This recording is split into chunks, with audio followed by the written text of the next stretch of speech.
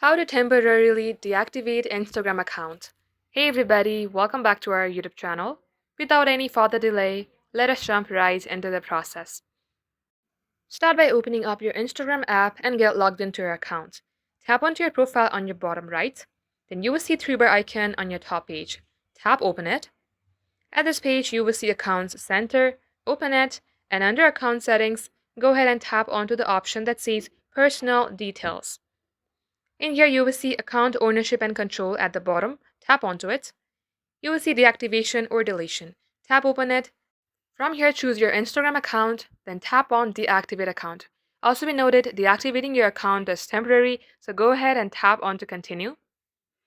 Lastly, you have to enter your password, and once you do so, all you have to do is tap on to continue, and that will deactivate or freeze your account until you open them.